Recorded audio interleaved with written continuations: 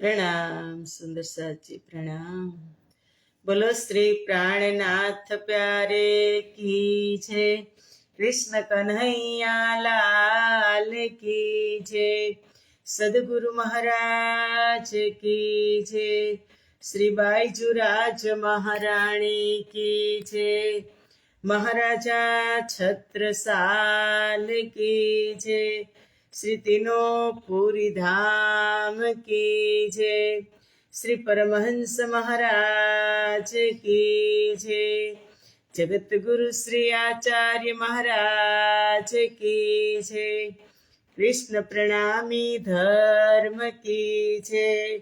समस्त सुंदर साथ की जय। वंदो सतगुरु चरण को, करहु प्रेम प्रणाम। अशुभ हरन मंगल करन, धनी श्रीदेव चंद्र जिना। श्री प्राणनाथ निज मूलपति, श्री महराज सुना। तेज कुंवरी श्यामा युगल को,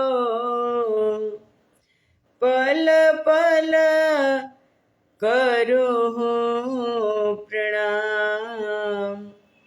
पल पल करहु प्रणाम। बोलो श्री प्राणनाथ प्यारे की जय। पूर्ण ब्रह्म परमात्मा श्री राजश्यामाजीની અસીમ કૃપા, આદ્ય જાગણી પીઠ શ્રી 5 મહામંગલપુરી ધામમાં સદા સર્વદા બિરાજમાન શ્રીજી મહારાજ તથા શ્રી બાઈજુરાજ મહારાણી તથા તેમની પરમ પવિત્ર ગાદી શોભાવી રહ્યા છે એવા આપણા બધા જ સુંદર સાથના પ્રેરણા સ્ત્રોત, हमारा जीवनना पथदर्शक, पूजनीय वंदनीय प्रातः स्मरणीय जगत गुरु श्री आचार्य महाराज श्रीजीना श्री चरणों में कोटि कोटि प्रेम प्रणाम। फेसबुक तथा यूट्यूब ना माध्यम थी चर्चा श्रवण करी रह्या छो तेवा राजी महाराज ना अत्यंत लाडीला धर्म प्राण धर्म शिरोमणि सुंदर साची तमारा हृदय में विराजमान श्री राजश्यामाजी ना श्री चरणों में कोटि कोटि प्रेम प्रणाम। ए प्रणाम वाला वाला सुंदर साची प्रणाम। आओ अमृतनी एक बूंद में આપણે બધા જ સુંદર સાથ ઉપસ્થિત પણ છીએ અને તત્પર પણ છીએ। સૌભાગ્ય છે અમારું, પરમ સૌભાગ્ય છે કે દુનિયામાં ઘણા બધા અસંખ્ય જીવો છે, પણ બધાને આ બ્રહ્મરસ ક્યાં મળે છે? એ તો જે એના હોય ને એને મળે। એટલે પ્રાણના જીવે કીધું વાણીમાં, सुनियो दुनिया आखरी, भाग बड़े हैं तुम। सुनियो दुनिया आखरी, भाग बड़े हैं तुम। जो कबू कानो ना सुनी सो करो दीदार खसम। सुनियो दुनिया आखरी के दुनियाना जीवोने पण साथे कीधुं के सुनियो दुनिया आखरी, भाग बड़े है तुम। तमारुं मोटुं सौभाग्य छे के जो कबू कानो ना सुनी કે જેના કાનમાં એક ટીપું પણ ગયું ન હતું, એક બુંદ માટે તરસી રહ્યા હતા, એક શબ્દ માટે, એક લવા માટે, જેને ભૈરવના જાપ ખાધા, જેને અગ્નિ પીધી, જેને કઈ કસની કીધી, એને એક બુંદ, એની તો વાત રહેવા દો, લક્ષ્મીજીને પણ એક બુંદ નહોતું મળ્યો, કે લવો નહોતો શ્રવણ કરવા મળ્યો. એ આજે 100 કરોડ દીદાર ખસમ, તમે તેના દર્શન પણ કરી રહ્યા છો ને શ્રવણ પણ કરી રહ્યા છો, રોજે રોજ શ્રવણ કરી રહ્યા છે. એ રાજી કરાવે છે, હુકમે કરાવે બંદગી, રાજ્ય જ બધું કરાવે છે. આપણે કોઈ એવું છે કે હું બળ કરીને ચર્ચા કરવા બેસું? ના ભાઈ ના, બળ નથી કાંઈ અમતણું, નહીં અમારે બસ. એ નિધ આવી તમ થકી, તે મેં ચિત્ત કીધું ચોક્કસ. કેનાથી આ નિધ આવી? સદગુરુ થકી આ નિધ આવી. એટલે ઇન્દ્રાવતી કહે છે કે સુનિયો દુનિયા આખરી ભાગ બળે હૈ તુમ. તમારું મોટું સૌભાગ્ય છે કે સવારમાં રાજજી મહારાજ પણ બ્રહ્મપ્રિયાઓને પાવા માટે મુખ ખોલી, તાલું ખોલી અને બુંદ પીવડાવે છે. તું પી લે, તને રોગ થયો છે તો મટી જાય. આપણે બધા સંસારની અંદર આવીને ભવરોગી થઈ ગયા. ભવરોગી એનો કોઈ ડોક્ટર જ નથી, કે આ ભવસાગરમાં જે રોગ લાગ્યો આત્માને, એના કોઈ ડોક્ટર નથી રાજજી સિવાય. એ જ એ દવા પીવડાવે તો જ હાજા થાય, તો જ એ રોગ મટે. સુંદર સાચી, એટલે મોટું સૌભાગ્ય તો છે જ આપણું, છે જ નહીં, છે ને છે કે આપણને આ મળી રહ્યું છે અમૃત પરમધામનું. હમણાં જ આપણે પ્રકરણ શરૂઆત કરવાની છે, 33 નંબરનું શ્રીમદ ભાગવતનો સાર. પણ એની પહેલા કાલ આપણે વાત થઈ હતી, કોઈને યાદ છે કે કઈ વાત કાલે થઈ હતી ને આજે બતાવવાની હતી? કાલે જીવ અને મનની વાત થઈ હતી ને, કે ઇન્દ્રાવતીએ 32મા પ્રકરણની અંદર ખીર નીરકા કરે નિવેડા, નિર્ણય કરીને બતાવ્યો કે આ માયા છે ને આ બ્રહ્મ છે, આ દૂધ છે ને આ પાણી છે, આ જીવ છે ને મન છે, અલગ અલગ કરીને બતાવ્યું. એ આપણી અવસ્થા કેવી હોવી જોઈએ, ત્યારે આપણે અહીં બેઠા બેઠા રાજજી મહારાજ સામે વાત કરી શકીએ, એમના દર્શન કરી શકીએ. એની એક અવસ્થામાં ન થાય, એક અવસ્થાની અંદર રાજજીના દર્શન ન થાય. એવી વાત કાલે થઈ હતી કે પીયુ મિલનની 10 અવસ્થા હું તમને બતાવીશ, કે અમારા પ્રીતમને કેમ મળાય, કઈ અવસ્થા હોય ત્યારે આપણે એમાં સ્ટેપ બાય સ્ટેપ એને મળી શકીએ. એ 10 અવસ્થાની વાત થઈ હતી. એ 10 અવસ્થા આજે યાદ રાખજો, પછી હું કાલે પણ પૂછીશ, કે ક્રમસર કહું છું તમને ને પદ્ધતિસર અર્થ સહિત સમજાવીશ. પીયુ મિલનની 10 અવસ્થા, એમાં પહેલી અવસ્થા છે અભિલાષા, બીજી અવસ્થા છે ચિંતા, બીજી ચિંતા, ત્રીજી ઉદ્વેગ, ચોથું સ્મરણ, પાંચમું પ્રલાપ, છઠ્ઠું ગુણ કીર્તન, સાતમું આંધી, આઠમું ઉન્માદ, નવમું જડતા અને 10મું મરણ. આ 10 અવસ્થા આપણને પ્રાપ્ત થઈ છે, પણ અંદરથી ઉજાગર કરવાની છે.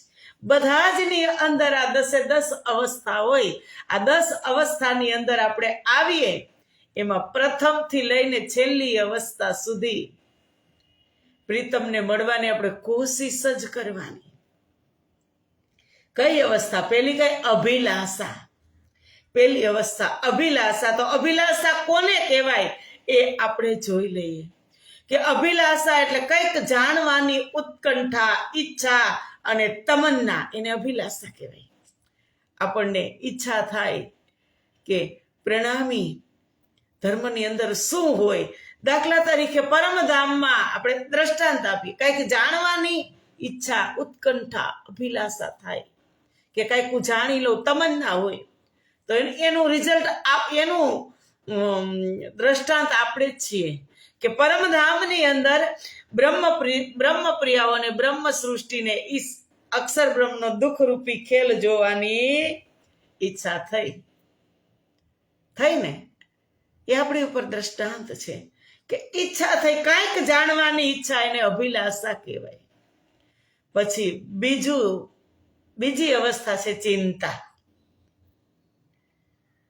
ઈચ્છા થાય જોવાની, પછી ચિંતા કે જાણ્યા પછી જોવા માટેની તાલાવેલી થાય કે મને જોવા મળશે કે નહીં મળે.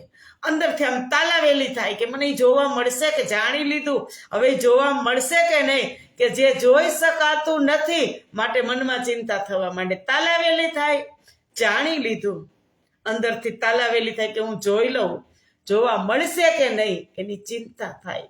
પછી ચિંતા. પછી ત્રીજું સ્ટેપ છે ઉદ્વેગ. ઉદ્વેગ જ્યારે ચિત્તવનીમાં મન ચોંટતું નથી. ઉદ્વેગ એને કહેવાય કે જ્યારે આપણે ચિત્તવની કરવા બેસીએ ત્યારે મન ચોંટતું નથી અને વારંવાર પાછું પડે. ત્યાં જે જગ્યાએ કેન્દ્રિત કરવાનું છે, મનને એકાગ્ર કરવાનું છે, ત્યાં ચોંટતું નથી, વારંવાર પાછું પડે છે. એટલે હલચલ મચી જાય છે કે કેમ આમ થાય છે, ત્યાં સુધી હું કેમ પહોંચતી નથી, અંદરથી ખલબલી હલચલ મચી જાય, તેને ઉદ્વેગ કહેવાય. આ એક ત્રીજી અવસ્થા છે. અને ચોથી અવસ્થા છે સ્મરણ.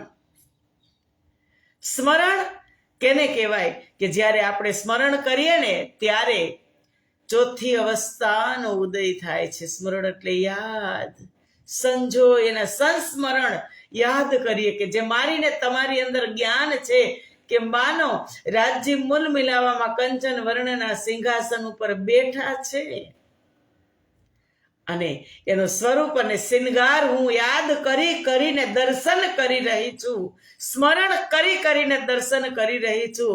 ત્યારે જ્યારે આપણે સ્મરણ કરીએ ત્યારે ચોથી અવસ્થા સ્મરણનો ઉદય થાય ત્યારે સેવા કરવાનો ભાવ જાગે. જોઈને તો એમ થાય કે આભૂષણ પહેર્યા છે તો થોડુંક એમ થાય થોડા સરખા કરી દઈ, ઝાંઝરી ઘૂંઘરી કાપી સ્ટેપ બાય સ્ટેપ ગોઠવી દઈ. ઈચ્છા થાય, સેવા કરવાની ઈચ્છા થાય કે હું સેવા કરી લઉં. પછી પાંચમી અવસ્થા છે પ્રલાપ. પ્રલાપ કેને કહેવાય કે જ્યારે સ્મરણ કરતા મનના જેમ મનોરથ પૂર્ણ થતા જાય, ઈચ્છા પૂરી થતી જાય, સ્મરણ કરતા મને એમાં એકાગ્ર થઈ ગયું અને ઈચ્છા પૂરી થતી જાય, સ્મરણ કરતા જોવાની ઈચ્છા પૂરી થતી જાય, જેમ મનોરથ પૂર્ણ થતા જાય એને, અને ત્યારે પ્રલાપ અવસ્થા પ્રાપ્ત થાય કે કરી લીધું, રાજ્ય સાથે વાત કરી લીધી, ચાલો શ્યામાજીના દર્શન કરી લીધા, એમની સાથે નજર મિલાવી દીધી, ઈશારો થઈ ગયો. ઈચ્છા પૂરી થતી જાય ને ત્યારે અવસ્થા પ્રાપ્ત થાય. પ્રલાપ અવસ્થામાં મન થોડું વ્યાકુળ રહે. સુંદર સાજી, થોડુંક મન પ્રલાપ અવસ્થા હોય ને ત્યારે વ્યાકુળ રહે કે કદાચ આ સાક્ષાત હોત તો. પછી છઠ્ઠું છે ગુણ અને કીર્તન.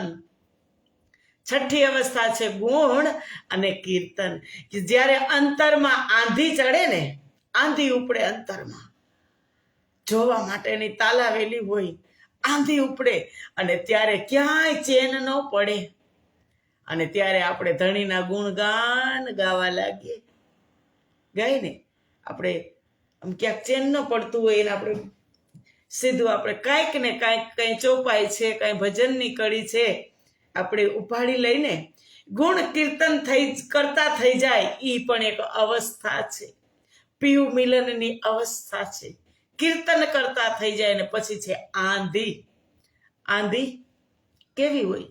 આપણે સંસારમાં જોઈએ તો આંધી તો એ તુફાન આવે, પવન આવે ને તારે વંટોળી આવે ને આપણે કંઈક આંધી આવી છે. એ આંધી મનની અંદર પણ આવે, અંદર પણ આવે કે વિરહના તાપથી મન અધિગ્રસ્ત થઈ જાય છે. સુંદર સાજી, વિરહ જ્યારે થાય પરમાત્મા પ્રત્યે ત્યારે મન છે ને અધિગ્રસ્ત થઈ જાય, દુખી થઈ જાય. ત્યારે ફક્ત આંસુઓની ધારા વહેવા લાગે. આંધી આવે ને અંદર ત્યારે આંસુઓની ધારા વહેવા લાગે અને પ્રિયતમને મળવા જ્યારે મન તડપવા લાગે છે ને, કે હું ક્યારે મળું, મળી લઉં, તડપવા લાગે મન, ત્યારે શ્વાસ બંધ થઈ જાય છે.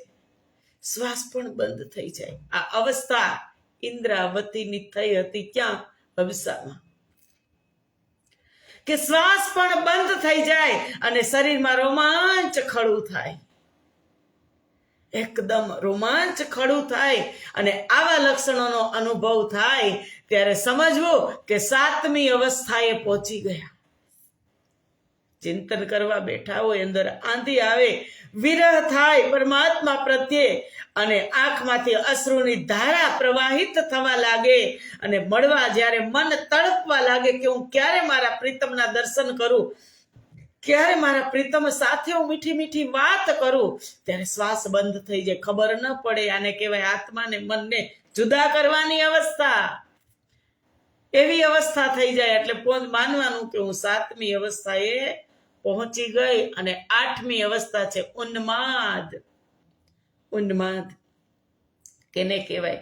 કે વિરહથી પ્રિયતમનો સંગમ થતો નથી. જ્યારે વિરહ કરવા છતાં પ્રિયતમનો સંગમ થતો નથી, એની સાથે મળાતું નથી, ત્યાં ઉન્માદ અવસ્થા ઉત્પન્ન થાય છે.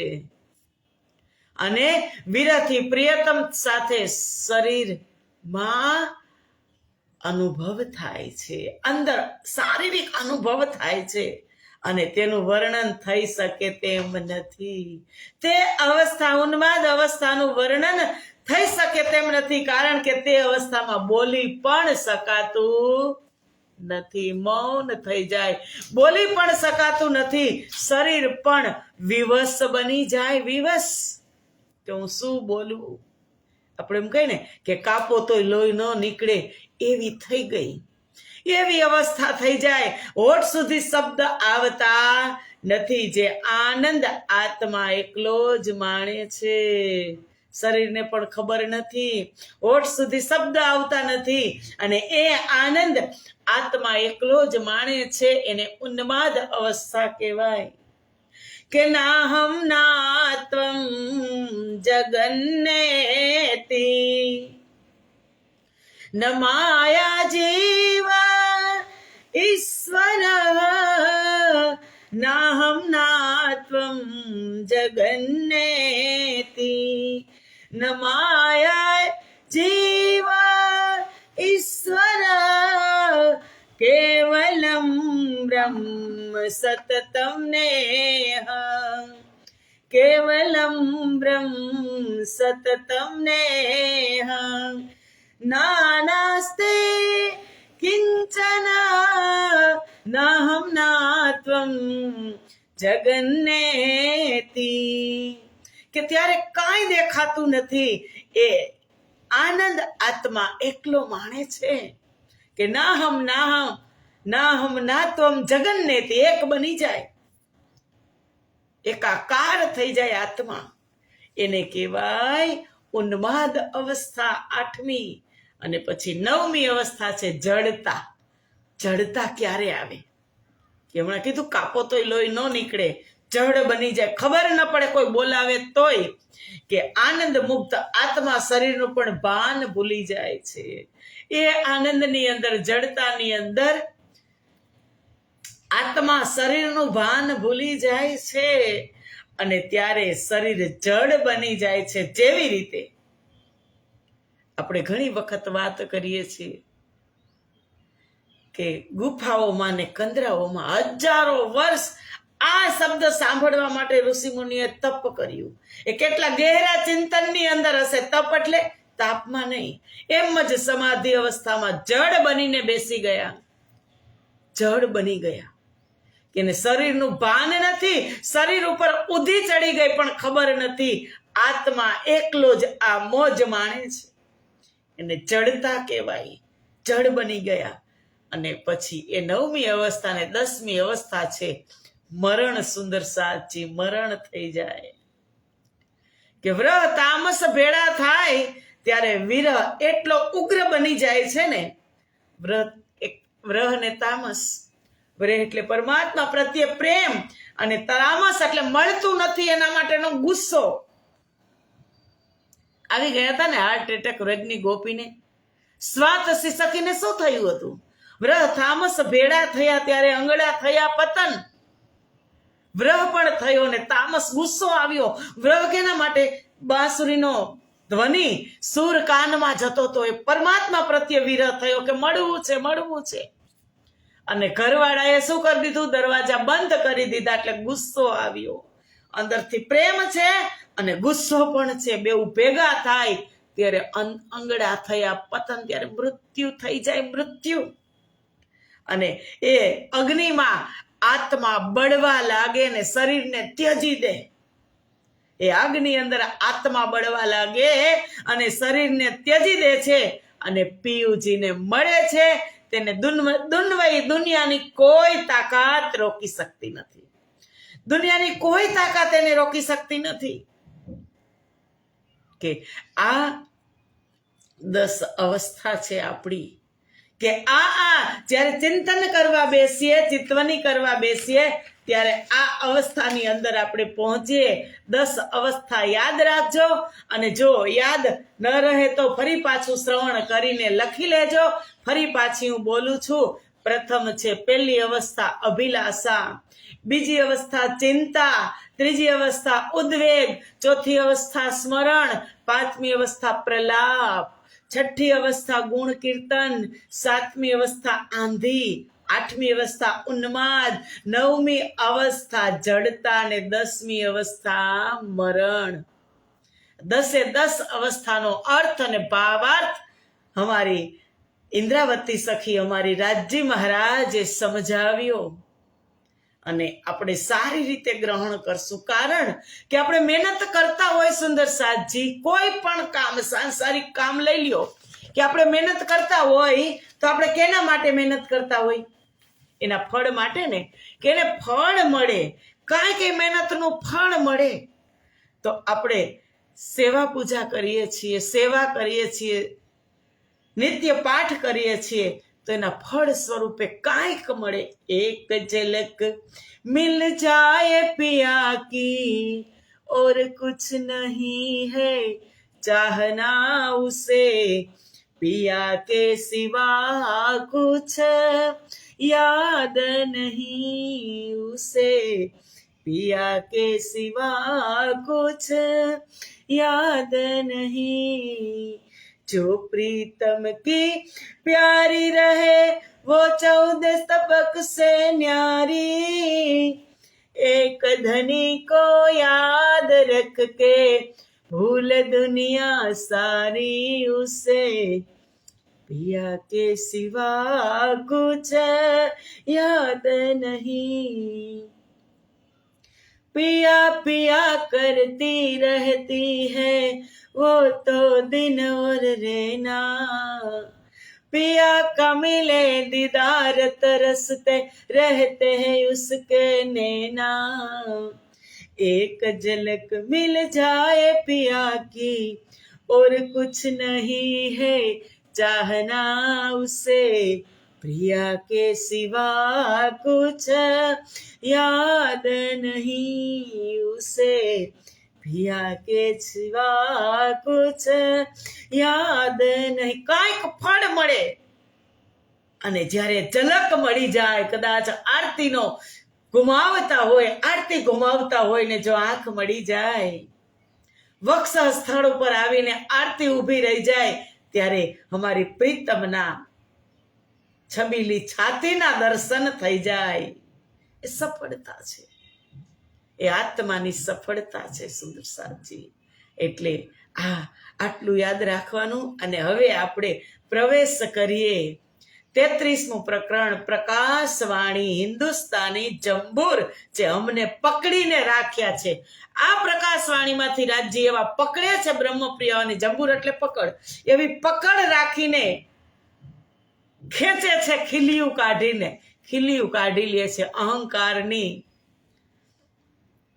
માન પ્રતિષ્ઠાની અંદર જે ખીલી લાગી ગઈ છે ને, એ ખીલીને રાજજી પકડથી બરાબર સીધે સીધી ખેંચે છે, દુઃખ ન થાય. જો પેલા હથોડો મારે તો ખીલી વાકી વળી જાય તો દુઃખ લાગે, પણ પકડથી ખેંચે છે, એવા શબ્દથી ખેંચે છે ઇન્દ્રાવતી અમારી બ્રહ્મપ્રિયાઓને કે એને દુઃખ પણ ન થાય અને સહેલાઈથી અહંકારની ખીલી નીકળી જાય. એ જંબુર એ પ્રકાશવાણીના વચનો છે. અને ઘણા બધા 32 પ્રકરણ પૂર્ણ થયા. આજે 33મા પ્રકરણમાં આપણે પ્રવેશ કરીએ. તો બોલો શ્રી પ્રાણનાથ પ્યારે કી જે. પ્રકરણનું નામ છે ભાગવત, શ્રી ભાગવત કા સાર. એનો સાર શું છે શ્રીમદ ભાગવતનો, એ અમારી ઇન્દ્રાવતીજી સખી અમને સમજાવી રહી છે.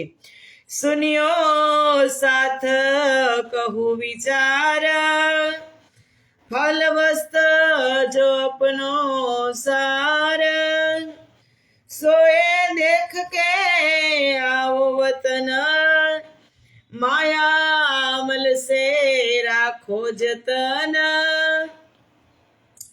માયા અમલ સે રાખો જતન.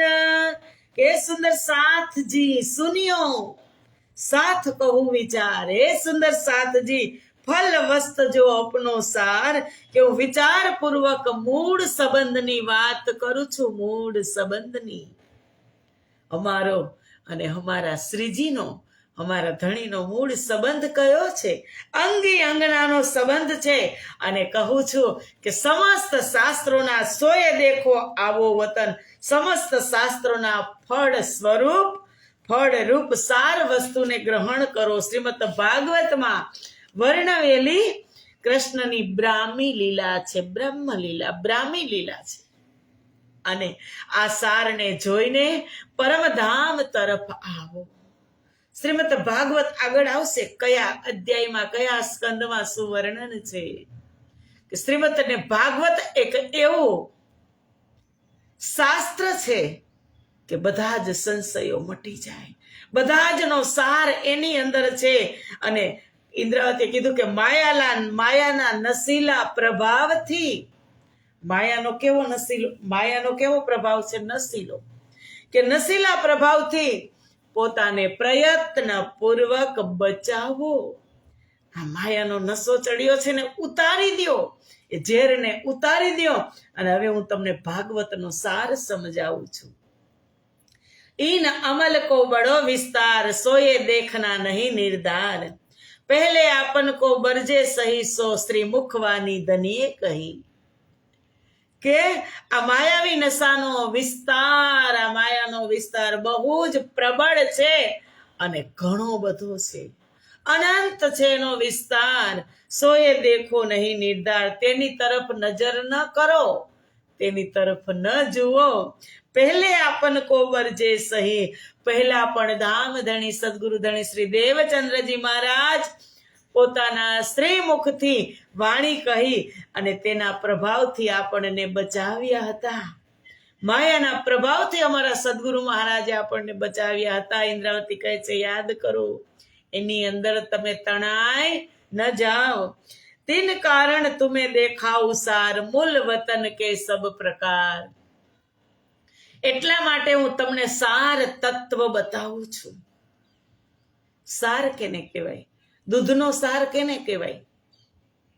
દૂધનો સાર શું? દૂધનું મંથન કરીએ એટલે શું નીકળે સાર સ્વરૂપે? માખણ. અને માખણને તપાવીએ ત્યારે ઘી નીકળે. દૂધનો સાર ઘી છે, સુંદર સાર છે, પણ એને મંથન કરવું પડે. એમ ઇન્દ્રાવતી કહે છે, ઇન્દ્રાવતી આપણે ક્યાં કઈ મંથન કરવું પડે એમ છે? આપણે દરરોજ કઈ એ સતવાણી મથ કે લેવું જોઈએ ઇનકો સાર, મથવાની છે જ ક્યાંય? સાર વાણી જ સાર છે. બધા વેદોનું, શાસ્ત્રોનું, ઉપનિષદોનું, પુરાણોનું મંથન કરીને એક આ 5મો સ્વસમ વેદ પ્રગટ થયો. મંથન કરીને પ્રગટ થયો. હવે મંથન કર્યા જેવું ક્યાં? વાણી જ ખુદ મંથન છે. એના શબ્દ ઉપર હવે ચાલવાનું છે. એટલે કહે છે, એટલા માટે હું તમને સાર તત્વ, ઇન્દ્રાવતી કહે છે તીન કારણ તુમે દેખાવું સાર, એટલા માટે હું તમને સાર તત્વ બતાવું છું. અને આપણા મૂળ વતન પરમધામની મૂળ વતન કે સબ પ્રકાર દરેક લીલાઓને, પરમધામની દરેક લીલાઓને હું પ્રગટ કરું, એટલે તમને ખબર પડે. ધની અપનો ધની કો વિલાસ, કે આપણા ધામ ધણી પૂર્ણ બ્રહ્મ પરમાત્મા શ્રી રાજ્ય મહારાજ તેમના નિત્ય વિહારથી બ્રહ્મપ્રિય સાથે વિલાસ રાસલીલાનો ઉદય થયો. અને જીનથે ઉપજ અખંડ હુએ રાસ, કે નિત્ય વિહારથી રાસલીલાનો ઉદય થયો અને એ લીલા પણ અખંડ થઈ ગઈ. રાસલીલા ક્યાં અખંડ થઈ? રાસલીલા જોવું હોય તો ક્યાં અખંડ થઈ? અક્ષર બ્રહ્મની બુદ્ધિમાં રાસલીલા અખંડ થઈ. અને અક્ષર બ્રહ્મ આપણામાં છે કે નથી? અક્ષર બ્રહ્મને જેમ 4 અંતઃકરણ છે, એમાં મારે ને તમારે 4 અંતઃકરણ છે કે નથી? છે ને? તો આપણે પણ એ લીલાને અખંડ કરી લેવાની. જે અક્ષર બ્રહ્મે કરી એમ આપણે પણ એ અખંડ કરી લેવાની. એક પણ એની અંદરથી લીલા ભૂલાય નહીં, રામત ભૂલાય નહીં. કેટલી રામતો આપણે રાસમાં અમારા પ્રીતમ સાથે રમી. કોણિયાની રામત છે, આંબાની રામત છે, કેટલી રામતો રમી. એ લીલા ભૂલાઈ નહીં, અખંડ કરી લીધી અક્ષર બ્રહ્મે. એ શૂન્ય આત્મ કે શ્રવણ, સો નાહી જો શૂન્ય ઉપર કે મન. ચોખ્ખું કીધું કે આત્માના કાનથી તમે સાંભળજો, આત્મ કે શ્રવણ, મનના કાનથી નહીં. કે સો નાહી જો શૂન્ય ઉપર કે મન, ઉપરના મનથી નહીં સાંભળતા, આત્માના કાનથી તમે આ વાણીને શ્રવણ કરજો. જે હું તમને ઇન્દ્રાવતી કહે છે કેવા જઈ રહી છું તે. વેદ કો સાર કહ્યો ભગવાન.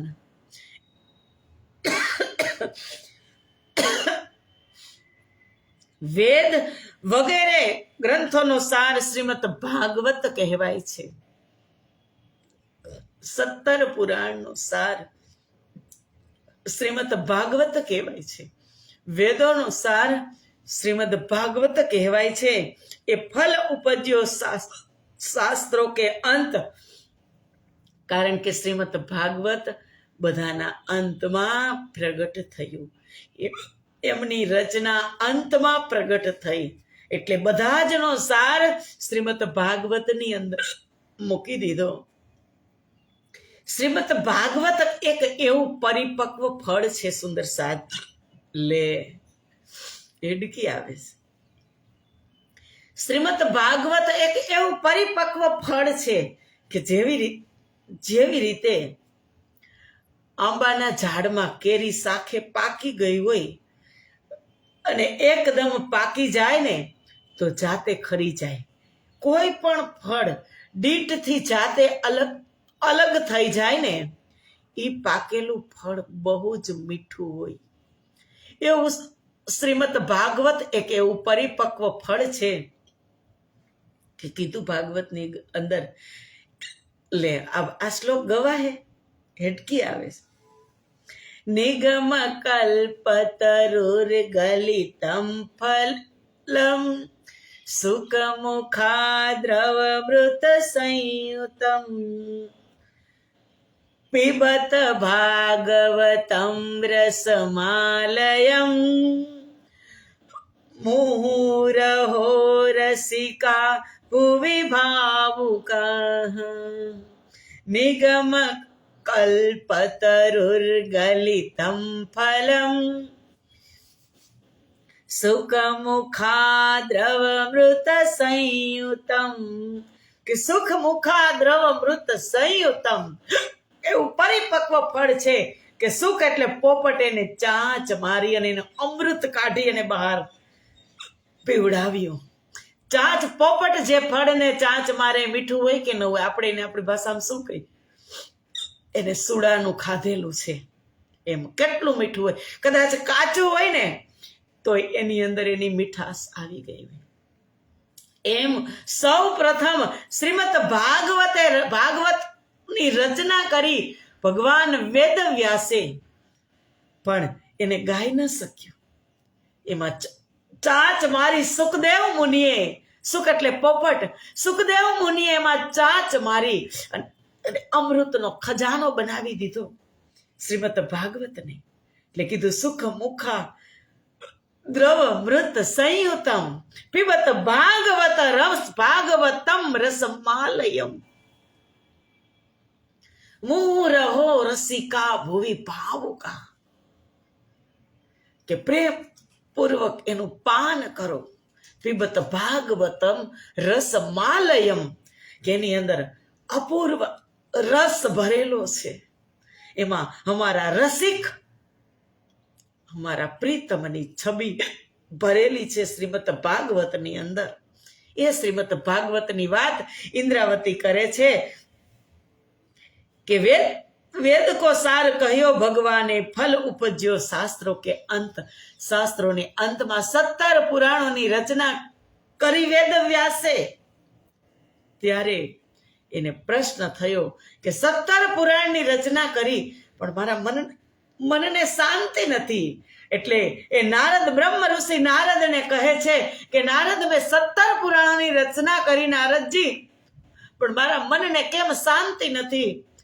ત્યારે બ્રહ્મ ઋષિ નારદજીએ કહ્યું કે ભગવાન, તમે તેમાં પૂર્ણ બ્રહ્મ પરમાત્મા શ્રી કૃષ્ણની પ્રેમ લીલા ગાય નથી. જે પૂર્ણ બ્રહ્મ પરમાત્મા શ્રી કૃષ્ણની પ્રેમ લીલા બને એવો એક ગ્રંથનું, એક પુરાણનું નિર્માણ કરો. એટલે તમને અધૂરા લાગે છે, તમને મનને મજા નથી આવતી, તમને શાંતિ નથી થતી. બડી મત કો ધની જે કહાવે. બડી મત કા ધની કોણ? અમારા રાજજી મહારાજ. અને એના ગુણગાન, તમે શ્રી કૃષ્ણના ગુણગાન ગાશો ત્યારે તમારા મનને શાંતિ થશે. એવું બ્રહ્મ ઋષિ નારદે કહ્યું ભગવાન વેદ વ્યાસને. અને શ્રીમદ ભાગવતની રચના થઈ.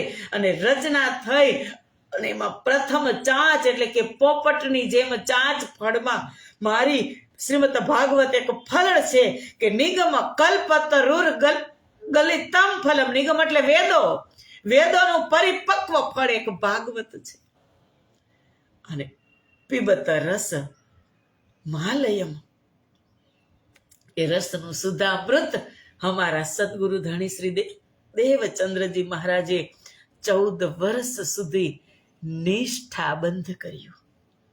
નિષ્ઠાબંધ. અને એમાંથી જ એને સાર તત્વ પ્રાપ્ત થયું. અને એમાંથી જ એને દર્શન થયા. શ્રીમદ ભાગવત શ્રવણ કરતા કરતા એ પૂર્ણ બ્રહ્મ પરમાત્માએ કસનીની હદ પૂરી થઈ ત્યારે સાક્ષાત દર્શન આપી અને કીધું કે તું કોણ? અને આપણે હવે એવું ભાગવતથી ડરીએ. ભાગવત નહીં, આપણે તો વાણી. પણ પેલા પત્ર ક્યાં આવ્યો હતો? પત્ર, અમારી પત્રી શેમાં આવી હતી? શ્રીમદ ભાગવતમાં આવી હતી. સદગુરુ મહારાજ પણ સીડી ચડ્યા હોય તો શ્રીમદ ભાગવત થી જ સીડી ચડ્યા છે. તો આવો સુંદર સાજી, સમય પૂરો થઈ ગયો. મળશું આવતીકાલે શ્રીમદ ભાગવતના સારમાં જ આપણે મળશું. ત્યાં સુધીના પ્રણામ. બોલો શ્રી પ્રાણનાથ પ્યારે કી જય. કૃષ્ણ કન્હૈયા લાલ કી જય. ધીમે ધીમે